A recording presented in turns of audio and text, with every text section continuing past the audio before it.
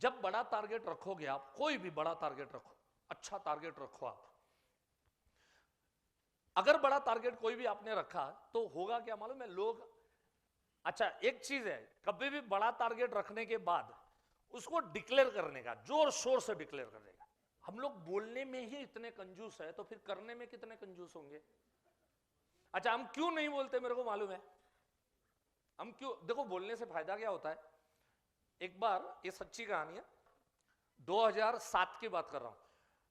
अब मैंने मेरे लाइफ में ना ये जो मेंटल बैरियर्स बहुत तोड़े। आईओई में आने से पहले गुजरात और महाराष्ट्र, दो स्टेट के बाहर में कदम कभी जिंदगी में रखा नहीं था। 35वें साल तक, मेरी जिंदगी के 35 इयर्स तक कहीं भी हम लोग घूमने के वास्ते भी कहीं हम लोग महाराष्ट्र और गुजरात छोड़ के गए नहीं थे। ज्यादा से ज्यादा आईओई में आने से पहले मैं अगर किसी पिकनिक स्पॉट पे गया था, only one spot, that is Mahabaleshwar, बस, और माउंट आबू दूसरा। ये दो प्लेस छोड़ के किसी भी हिल स्टेशन पे हम लोग गए नहीं थे, कहीं घूमने गए नहीं थे। गुजरात मेरा नेटिव प्लेस है तो इसके लिए मेरे को आना जाना वहां पे रहता है। महाराष्ट्र मेरी कर्मभूमि है, यहां पे महाराष्ट्र में इसके लिए रहता था मैं। ये दो स्टेट छोड़ के मैं कहीं भी गया नहीं था।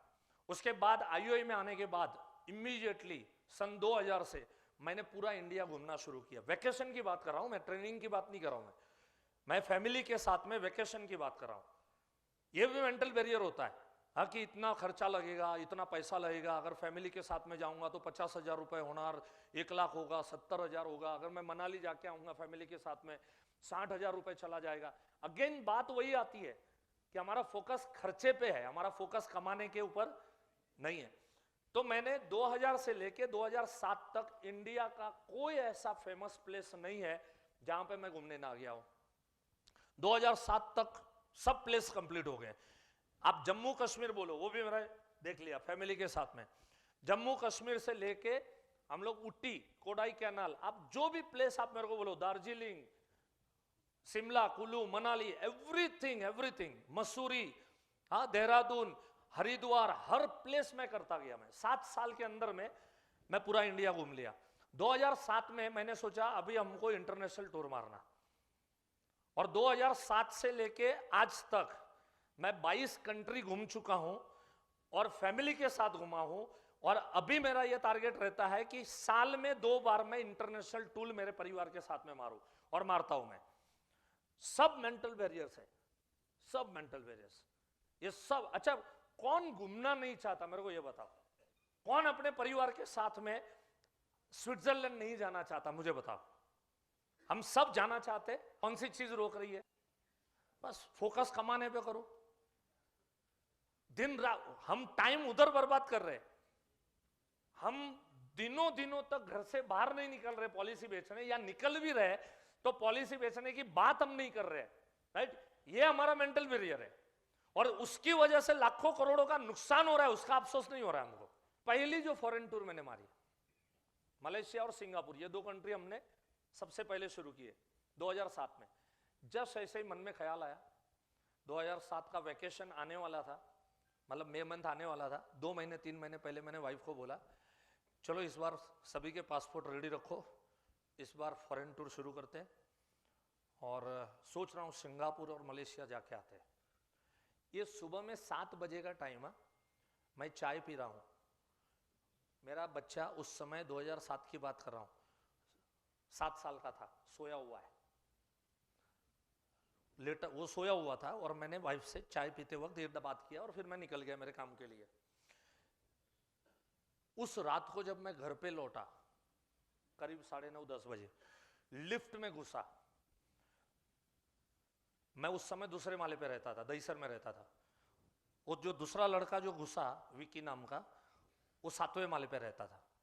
वो अंदर घुसा, उसको मालूम है ये पार्थ के पापा है। घुस के मेरे को बोलता है, अंकल आप लोग सिंगापुर घूमने जाने वाले हैं ना? सुबह का 7 बजे का सीन, और किसी से मैंने बात नहीं किया।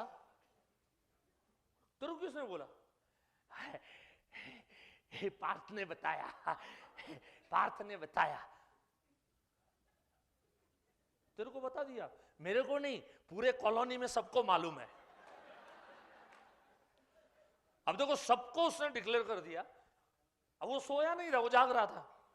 उसने सबको डिक्लेयर कर दिया इस हॉलीडे में सिंगापुर जाने वाले, राइट। अगर मैं नहीं उनको लेके गया, इज्जत किसकी जाएगी? समझ रहा है? डिक्लेयर करो। उससे मैं एक चीज सीखा, डिक्लेयर करो। हम लोग ना कभी कभी डिक्लेयर करने में शर्माते, डिक्लेयर करने में हिचकिचाते हैं। हमको लगता है मैं डिक्लेयर करूंगा और नहीं कर पाया तो क्या। आप डिक्लेयर करोगे तो क्या होगा मालूम है? लोग आपकी तरफ हंसेंगे, लोग शायद आपसे मुंह मोड़ेंगे, लोग शायद आपका विरोध करेंगे। जब आप बोलोगे ना, कुछ बड़ी बात बोलोगे, अभी तक आधा एमडीआरटी हुआ है और अपन बोलेंगे इस साल अपना टीओटी पक्का। थोबाड बघितलं काय रे तुझा? म्हणे टीओटी करणार, हेड लागला काय रे? है हंसेंगे, people may laugh at you, हाँ। लेकिन when you become successful they will say I new that, यार मुझे मालूम था तू कर सकता है। मैंने जब जॉब छोड़ा तो उस समय 25,000 की जॉब थी। मेरे पिताजी ने मेरे को पूछा, मुकेश तू ठीक तो कर रहा है? मैंने कहा पप्पा आपको मेरे पे भरोसा है? तेरे पे है भरोसा, लेकिन लोग बोल रहे, बात कर रहे, कुछ अपने दोस्त लोग, मेरे दोस्त लोग बोल रहे, बोले देख मेरे बेटे को 15,000 पगार है, फिर भी नौकरी छोड़ नहीं रहा। तेरे बेटे को चर्बी चढ़ गई है, 25,000 पगार है, नौकरी छोड़ दी। तो इसके लिए मन में सवाल आया। मैंने कहा पापा आप फिक्र मत करो। वाइफ के साथ मैंने डिस्कस किया। तो शुरू में ना, पहले डायरेक्ट वाइफ ने मेरे को कुछ नहीं बताया। मैंने जब उसको बोला मैं जॉब छोड़ रहा हूँ, रेजिग्नेशन दे चुका हूँ, लेकिन क्या करती थी वो, लेडीज लोग ना बहुत होशियार होते हैं, उनको समझदार होते हैं, उनको खुद कभी डायरेक्ट काम नहीं करते तो किसी से करवाते। मेरे 2-3 दोस्तों को ना बुला के रखती थी वो। हमें देखा साला ये 8 साल से कभी आया नहीं मेरे घर में, या अचानक से कहां से आ गया। मैं रेजिग्नेशन दे चुका था, 1 महीने का वेटिंग टाइम चल रहा था। जॉब से आया, मैं देख रहा हूं ये मेरा दोस्त बैठा है। अरे तू कसा काय रे? बस इथून निघालो तो म्हटलं भेटूया। म्हटलं साला रोज इधर से ही निकलतोय तू? वैसा ही रहता है, मैं तो ऐसा रहता हूं, तू रोज यहीं से ही तो जा रहा है, आज यहाँ कैसे आ गया? तो मेरे को समझ में आ रहा था, वाइफ ने थोड़ा इसको बुलाया। फिर थोड़ा बैठेगा, उसके बाद में मुकेश मैंने सुना है तू जॉब छोड़ रहा है। यार देख यार, तेरे छोटे छोटे बच्चे, बोला भाई इसीलिए छोड़ने का दिल कर रहा है। कुछ करना पड़ेगा ना भाई, उनके लिए कुछ करना पड़ेगा। क्या ये 25,000 की नौकरी में जिंदगी खत्म करूं मैं? उन्हीं के लिए इच्छा हो रही है। वो लोग बोलते थे, मेरे समझ में आ रहा था। अच्छा अभी ये सब आके जो मेरे को बोल के जाए, अभी दोबारा ये लोग आते हैं वापस, अब सक्सेसफुल हो गए, मर्सिडीज में घूम रहे, 3.5 करोड़ के फ्लैट में। अभी किधर पार्टी है, मेरे वही दोस्त आते हैं और खाना खाते खाते क्या बोलते हैं मालूम है? भाभी कुछ भी बोलो, लेकिन मेरे को ना उसके ऊपर भरोसा था। एक्चुअली मैं आपके कहने पे आया था, लेकिन मुझे उसके ऊपर पक्का भरोसा था। कळतंय मला कितना भरोसा था। तो करेंगे यार, पीपल में लाफ एट यू। आपको क्या करना है वो आपको पता होना चाहिए, राइट। देखो उसके बाद ये बहुत बहुत डिफरेंट वे से मैंने कुछ लिखा है। What can I do, what I can't. मैं क्या कर सकता हूं। जनरली हम लोग क्या सोचते हैं मालूम है? मैं ये कर सकता हूं, मैं ये नहीं कर सकता हूं, ऐसे सोचते हैं हम लोग। मैं ये कर सकता हूं, मैं ये नहीं कर सकता हूं। तो अक्सर हम लोग ये सोचते हैं कि मैं क्या कर सकता हूं और मैं क्या नहीं कर सकता हूं। इनफैक्ट हमने डिफरेंट तरीके से सोचना चाहिए। आई कैन डू एवरीथिंग, मैं सब कुछ कर सकता हूं, but what I should not do, मैंने क्या नहीं करना चाहिए, वो अपने को ध्यान रखना है। हमारी तकलीफ जो है, क्या नहीं करना चाहिए वो हम कर रहे हैं। आपका मोड चेंज हो गया, मैं सब कुछ कर सकता हूं, लेकिन क्या नहीं करना चाहिए। अभी क्या नहीं करना चाहिए मेरे को बताओ। तो मैंने एक चीज बताई थी, मैंने हम क्या करना चाहिए वो शायद क्लियर है, लेकिन क्या नहीं करना चाहिए वो हम लोग ज्यादा क्लियर नहीं है। हम क्या नहीं करना चाहिए और क्या करना चाहिए। हम क्या कर रहे हैं जो नहीं करना चाहिए, उसमें हमारा ज्यादा समय जा रहा है। हमारा ज्यादा समय लोगों के प्रीमियम कलेक्शन में ज्यादा जा रहा है। आप चेक करो, हमारा ज्यादा समय ब्रांच में टाइम पास करने में ज्यादा जा रहा है। हमारा ज्यादा समय दूसरे फालतू के टाइमों में ज्यादा जा रहा है। ऐसा नहीं कि we don't have time, we have enough time. God has given you 24 hours to each and everyone. छोटे से छोटा, बड़े से बड़ा, हर आदमी को 24 घंटे भगवान ने दिए। लेकिन कुछ गरीब लोग हैं, कुछ अमीर बन गए। गरीब और अमीर क्यों बने मालूम है? गरीब से अमीर वही बने जिसने समय को 24 घंटे को मैनेज करना सीखा। जो ये 24 घंटे को अच्छे से मैनेज करते हुए, अच्छा काम करते हुए आगे निकला, वो आदमी गरीब से अमीर बनते गया। क्या नहीं करना चाहिए उसके ऊपर ज्यादा फोकस करो। What should not to do. Premium collection मैंने स्टॉप करना चाहिए।